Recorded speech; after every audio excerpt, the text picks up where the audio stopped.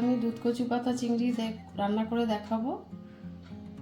তার জন্য লাগছে দুধকচু পাতা, চিংড়ি মাছ, নারকোল, পোস্ত, সর্ষে, ফোড়নের জন্য লাগছে কালো জিরে, আর পোস্তর সঙ্গে কাঁচা লঙ্কা, সর্ষে একসঙ্গে বেটে, নারকোল, সব এই উপকরণগুলো।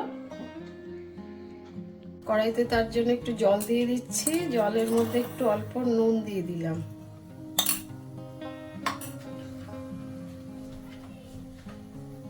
এর মধ্যে একটু লেবু চিপে দিয়ে দিচ্ছি, নাহলে গলা ধরতে পারে। লেবুটা দিয়ে দিলে গলাটা ধরবে না, আপনারা একটু লেবু দিয়ে নেবেন।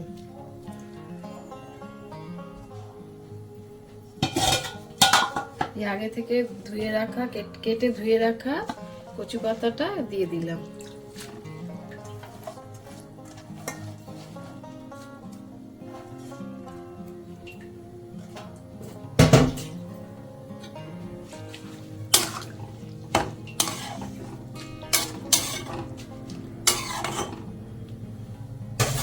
দু 3 মিনিটের জন্য একটু সেদ্ধ হতে দিলাম। কচু চিংড়ি পাতা বানানোর জন্য পোস্ত দিয়ে দিলাম,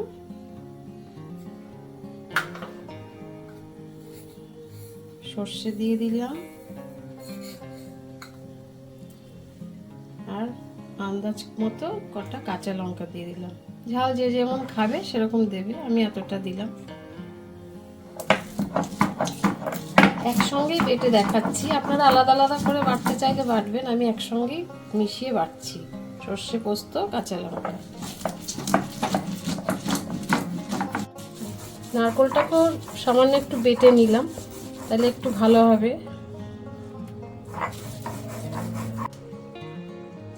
দেখে নিচ্ছি, হ্যাঁ হয়ে গেছে আমার কচু পাতা সেদ্ধ। এবার জলটাকে ফেলে দেবো।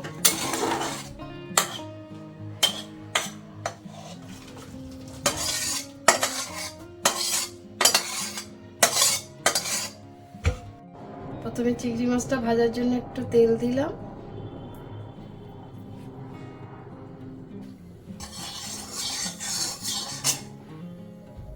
চিংড়ি মাছটা ভেজে নেওয়ার জন্য সামান্য একটু হলুদ দিলাম, নুন দিলাম, একটু মেখে নিচ্ছি।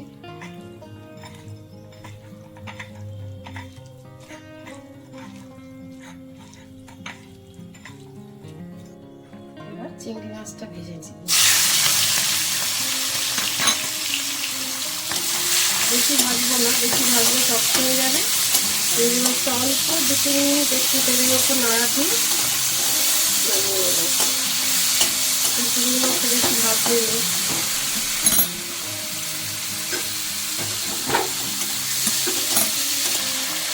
নামিয়ে নিচ্ছি।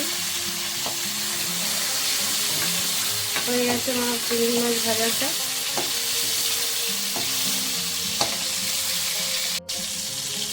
এর উপরে সামান্য একটু তেল দিয়ে দিলাম, একটু কালো জিরে দিচ্ছি ফোড়নে,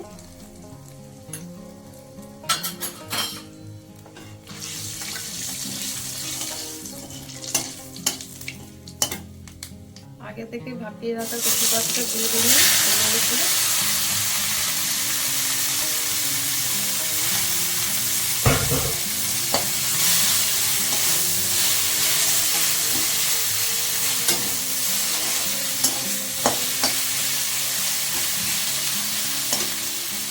ওখানে হলুদ দিচ্ছি,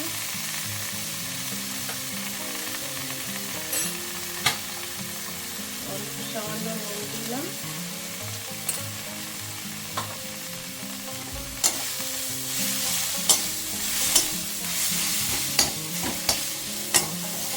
এবারে অনেকক্ষণ এটাকে ভালো করে নাড়তে হবে।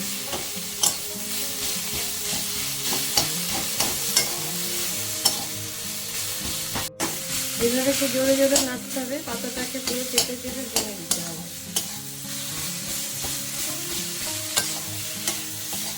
অনেকক্ষণ নাড়তে হবে। তারপর আগে নারকেল বাটাটা দিয়ে দিচ্ছি, তারপর আবার অনেকক্ষণ নাড়তে হবে।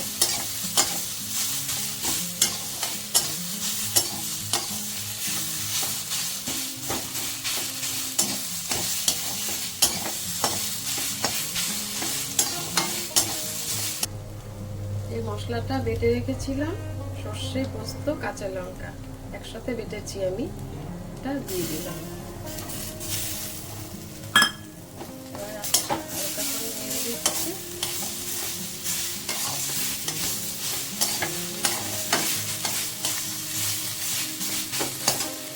সামান্য বাটি ধোয়া জলটা দিয়ে দিলাম।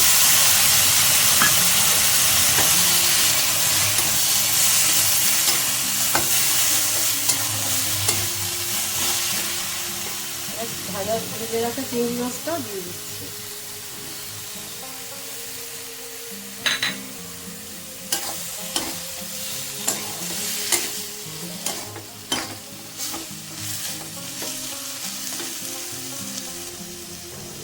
আর একটু জল দিয়ে দিলাম।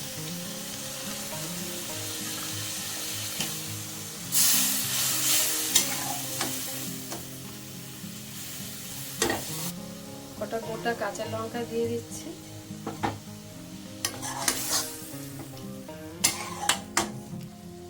এবার 5-7 মিনিটের জন্য ঢেকে দিলাম। দেখছি ঢাকনাটা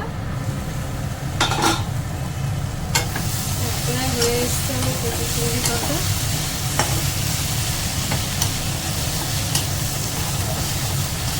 সামান্য চিনি দিয়ে দিলাম।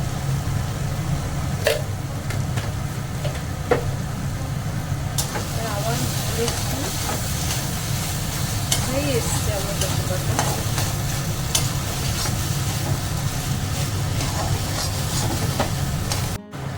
নামানোর আগে ওপর থেকে একটু কাঁচা সর্ষের তেল দিয়ে দিলাম।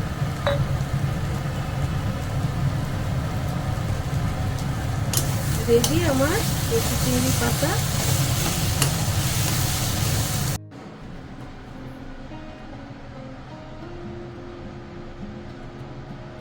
হয়ে গেল আমার কচু চিংড়ি পাতা। এইভাবে একবার করে খেয়ে দেখবেন, কেমন লাগে কমেন্টে আমাকে জানাবেন।